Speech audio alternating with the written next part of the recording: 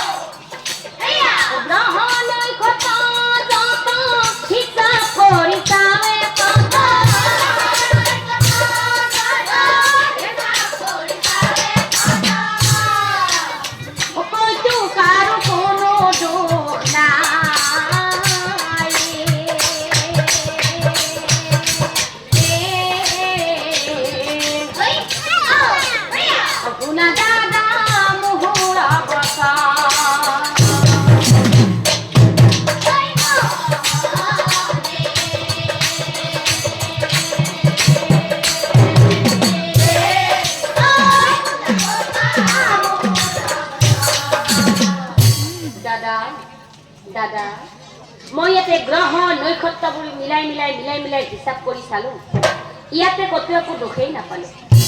দাদা এইবাৰ মই দেৱতাসকলৰ মাজত হিচাপ কৰি চাওঁ। দেৱগণ হিচাপ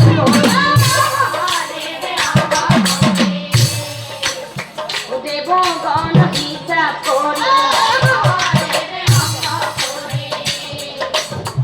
অনন্তৰে যুধিষ্ঠিৰ দাদা সৰ্বনাশ হিমালয়ত বহি চলি আছে কুপদৃষ্টি পাছে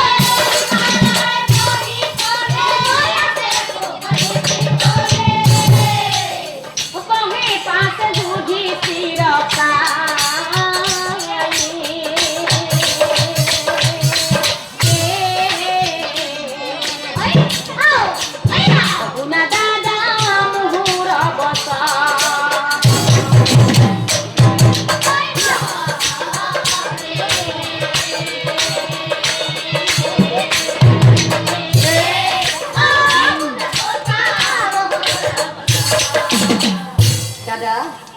দাদা হিমালয়ত বহি কলিয়ে যিহে আমাৰ ৰাজ্যত কুপদৃষ্টি কৰি আছে, সেইকাৰণে দাদা আমাৰ ৰাজ্যত ইমান অঘটন হৈ আছে।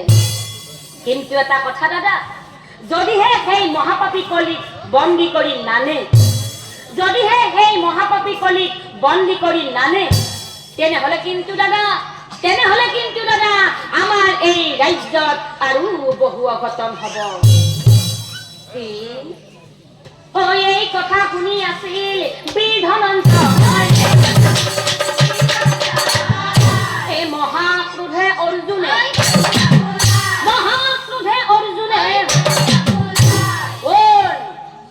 কোন সেই মহাপাপী কলি 7 দিনৰ ভিতৰত বন্দী কৰি আনিম মই নিশ্চয় জানিবি। যদিহে 7 দিনৰ ভিতৰত সেই মহাকবি কলিক মই বন্দী কৰি আনিব নোৱাৰো তেনেহলে মোৰ নামো অৰ্জুন নহয় এই হাতে গান্ধীত লৈ যায় অবীৰ ধনঞ্জয় মহাক্ৰোধে চলি গ'ল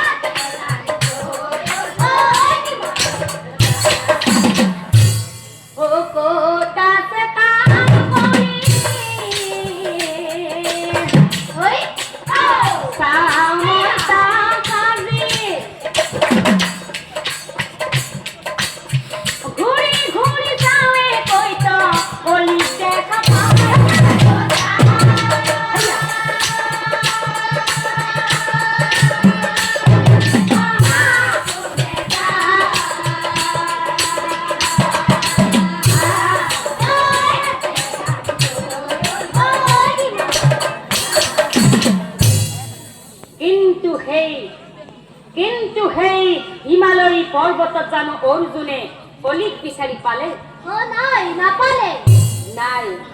নাপালে সেই হিমালয়ী পৰ্বতত অৰ্জুনে কলিক বিচাৰি নাপালে কিয় নাপালে জানে কিয় কাৰণ মায়াৰ সাগৰ কলি কোনে দেখা পায়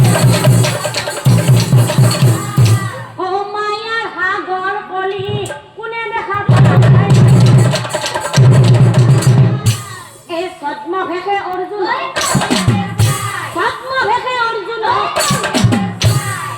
কলিয়ে মনে মনে ভাবে কি ভাবে এওঁ বোধ হয় মোকেই বিচাৰি ঘূৰি ফুৰিছে নহলেনো ইমান খঙত এই প্ৰচৰ ৰ'দত পৰ্বতৰ ওপৰত অকলে অকলে ঘূৰি ফুৰিবনে তেওঁ নিশ্চয় মোকেই বিচাৰি ঘূৰি ফুৰি আছে যি নহওক তেওঁনো কাক বিচাৰি ঘূৰি ফুৰি আছে তাৰ প্ৰমাণটোকে কৰি চোৱা যাওক বিয়া কলি সন্যাসীৰ অৰ্জুনৰ ওচৰত যায়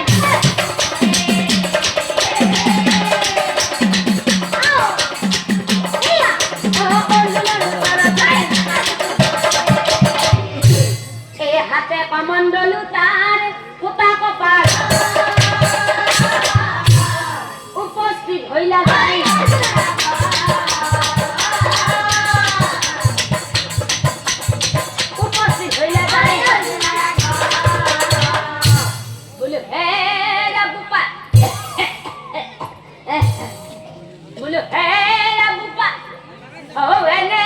হিমালয়ত মানুহ দুনু নাই মাজে মাজে মোৰ নিচিনা দুই এটা সন্যাসীহে পায় আৰু বোপা এনে সুন্দৰ ডেকা ল'ৰা বোপা ৰাজকুমাৰ হেন পায় কিয় ঘূৰি ফুৰি আছা এই পৰ্বতৰ ওপৰত কথা শুনি অৰ্জুনৰ ভাল লাগি যায়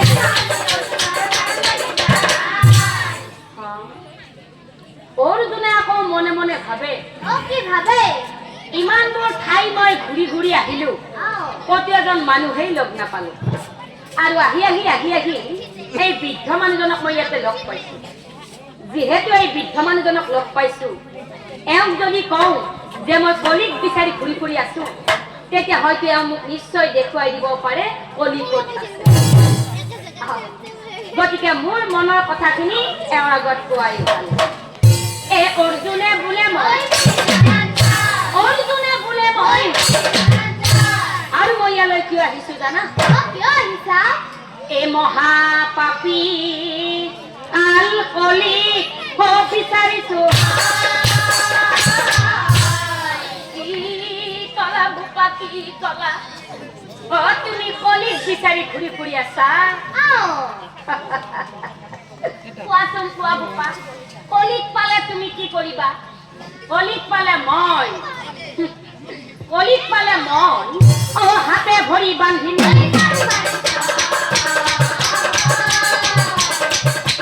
হাতে ভৰি বান্ধিম। কলা বোপা কি কলে? বোপা কলিক পালে তুমি হাতে ভৰি বান্ধি নিবা? ঠিক আছে বোপা, কলিক পালে বাৰু তুমি হাতে ভৰি বান্ধি দিবা, কোনো কথা নাই। পিছে এটা কথা বোপা, কলি ক'ত আছে মই তোমাক দেখুৱাই দিব পাৰিম, কিন্তু এটা চৰ্ত। মই তোমাক 3টা প্ৰশ্ন কৰিম। এই 3টা প্ৰশ্নৰ যদি তুমি শুদ্ধ উত্তৰ দিব পাৰা তেনেহলে বোপা কলি ক'ত আছে মই তোমাক দেখুৱাই দিম। বোপা আৰু যদি শুদ্ধ উত্তৰ দিব নোৱাৰা তেনেহলে কিন্তু বন্দী হৈ থাকিব লাগিব। ঐ অৰ্জুনে বোলে মই শুদ্ধ উত্তৰ দিম। ঐ অৰ্জুনে বোলে মই শুদ্ধ উত্তৰ দিম। উত্তৰ দিব নোৱাৰিলে কি কলা বোপা কি কলা? তুমি নাভাবা নিশ্চিন্তাই উত্তৰ দিব নোৱাৰিলে বন্দী হৈ থাকিম বুলি তাৰমানে প্ৰতিজ্ঞাও কৰিলা? কৰিলো। ঠিক আছে বোপা, তেনেহলে তুমি মোৰ পাছে পাছে আহি থাকা। কলি ক'ত আছে মই তোমাক দেখুৱাই দিম, মোৰ পাছে পাছে আহি থাকা। আজি ভাল ফান্দত পছা। বাপেৰে কলিক চিনি পোৱা নাই, কলি ময়ে। আহি থাকা। কলি ক'ত আছে মই তোমাক দেখুৱাই দিম, মোৰ পাছে পাছে আহি থাকা। আগে আগে নাচি যায়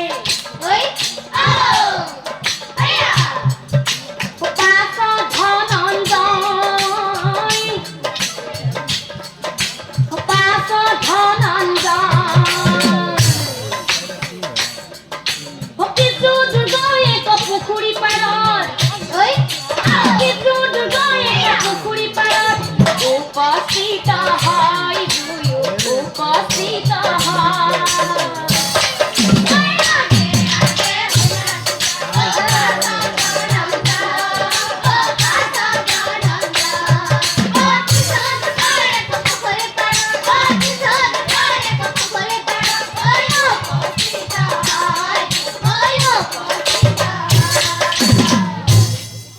সেই পুখুৰীৰ একল পানীৰ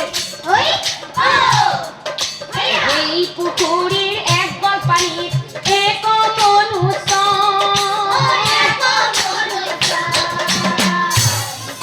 ভাইত মোক পানী দিয়া বৰ পিয়া লাগিছে। ভাইত কোন ক'ত আছে? মোক পানী দিয়া বৰ পিয়া লাগিছে। পানী পানী বুলি আশা কৰি আছে। একগল পানীত নামি উঠি একগল পানীত নামি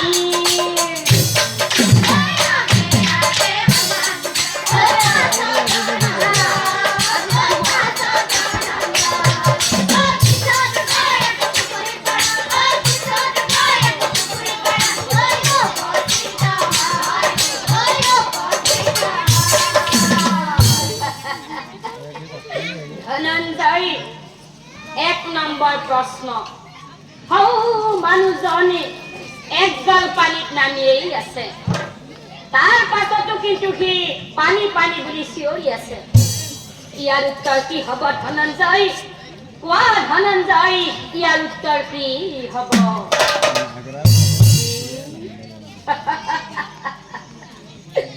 হয় অৰ্জুনে বোলে এইটো প্ৰশ্নই নহয় এইটোনো কিবা প্ৰশ্ন হ'লনে কি দেখোন একগল পানীত নামিয়েই আছে যিমানে ইচ্ছা সিমানে কি পানী খাব পাৰে পানী খুৱাই নহয় সি সেই পুখুৰীটোত ডুবি মৰো মৰো অৱস্থা তাৰ পাছতো সি পানী পানী বুলি চিঞৰি আছে আচলতে কি জানে আপোনালোকে জানে না নাজানে মই জানো আচলতে কি জানে সি আৰু এইটো বেয়া আছিল এই মাথাৰ দুখ আছে মাথাৰ দুখ আছে হিয়াৰ ধনঞ্জয় শুদ্ধ উত্তৰ দিব পৰা নাই শুদ্ধ উত্তৰ দিব পৰা নাই মোৰ পাছে পাছে আহি থাকা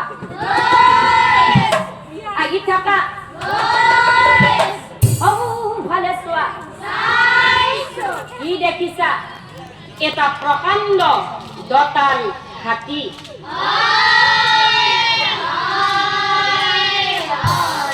আৰু কি দেখিছা আৰু এজনী সামান্য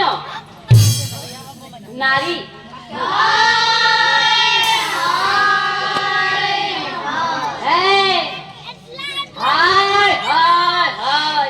আৰু কি দেখিছা আৰু বহুত মানুহ হৌতো বৃহৎ দঁতাল হাতী হৌজনী সামান্য নাৰী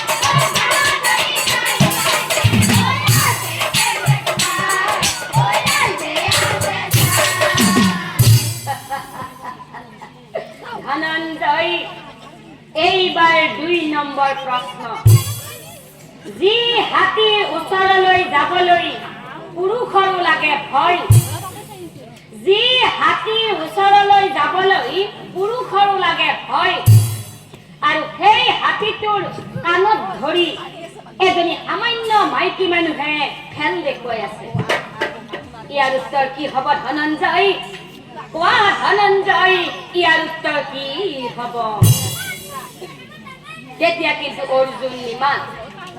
তেতিয়া কিন্তু অৰ্জুন একেবাৰেই নিমান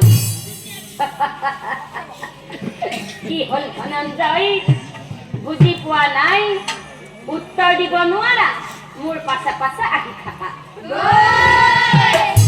২ নম্বৰ প্ৰশ্ন গ'ল উত্তৰ দিব নোৱাৰিলা এইবাৰ ৩ নম্বৰ প্ৰশ্ন মোৰ পাছে পাছে আহি থাকা হয়ে ২ ৩ ৪ জুতি দিলো সিংহ গাড়ী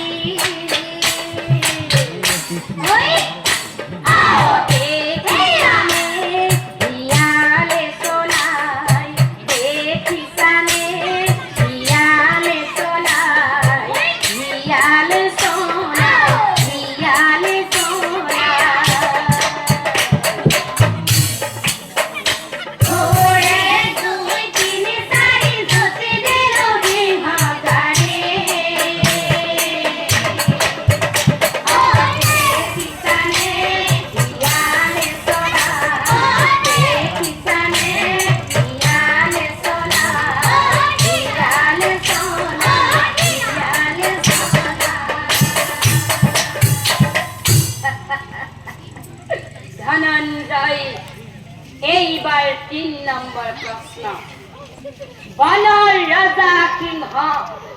বনৰ ৰজা সিংহ বিক্ৰমেই বিশাল আৰু কিন্তু পুখুৰীৰ ভিতৰত শিয়ালেই ধূৰ্ত আৰু সেই শিয়াল ধূৰ্তটো বনৰ ৰজা সিংহ দুটাই গাড়ীত উঠাই টানি টানি লৈ গৈ আছে আৰু মাজে মাজে কিন্তু সেই সিংহ দুটাই শিয়ালটোক প্ৰভু প্ৰভু বুলি প্ৰণামো জনাই গৈ আছে। ইয়াৰ উত্তৰ কি হ'ব ধনঞ্জয়? কোৱা ধনঞ্জয়, ইয়াৰ উত্তৰ কি হ'ব? তেতিয়াও কিন্তু অৰ্জুন নিমাত, তেতিয়াও কিন্তু অৰ্জুন একেবাৰেই নিমাত। হে ভগৱান, এয়া মই কি দেখিছো? এতিয়া মোৰ কি হ'ব? তিনিটা প্ৰশ্নৰ দেখোন মই এটাও উত্তৰ দিব নোৱাৰিলো। এতিয়া দেখোন মই বন্দী হৈ থাকিব লাগিব। মোক ৰক্ষা কৰা ভগৱান, মোক ৰক্ষা কৰা। হায় ৰে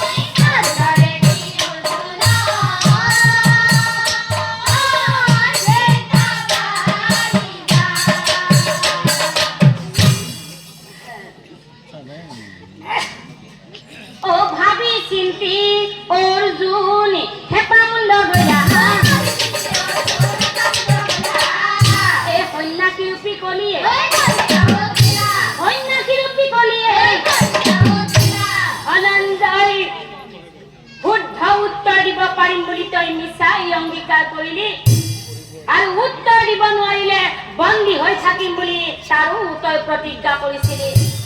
এতিয়া কি হ'ল ধনঞ্জয়? তিনিটা প্ৰশ্নৰ এটাৰো উত্তৰ দিব নোৱাৰিলা। এতিয়া তই বন্দী হ'বই লাগিব ধনঞ্জয়, এতিয়া তই বন্দী হ'বই লাগিব। কোৱা মাত্ৰেই অৰ্জুন বন্দী হৈ থাকিলা। হাত ভৰি বান্ধি তই, হাত ভৰি বান্ধি তই, আৰু এদিন দুদিন কৰি পাছে সপ্তম দিন। এতিয়া চাওকচোন বাৰু ৰাইজ, আনফালে কি হ'ল জানে? আনফালে পাণ্ডৱ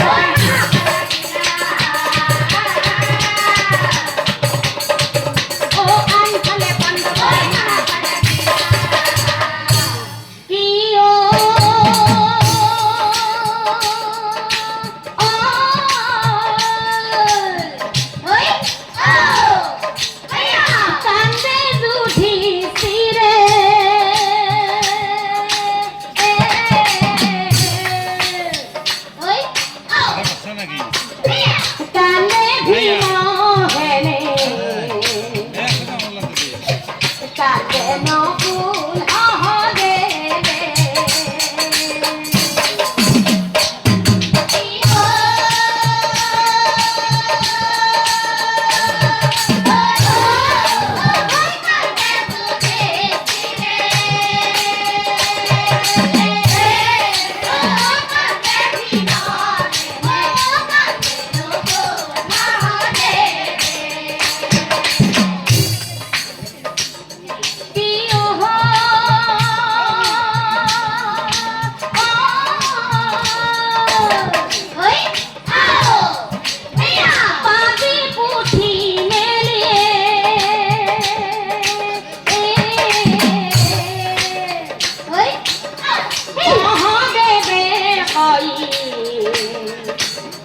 দাদা কি হৈ আছে জানে দাদা বন্দী হৈ আছে ধনঞ্জয়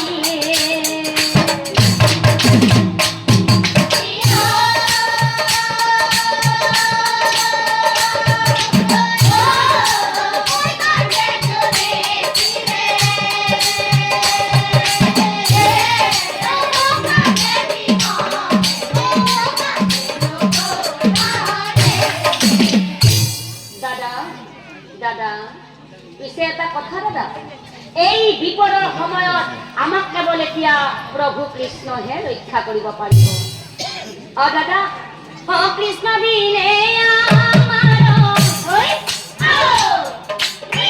নাহি কেনি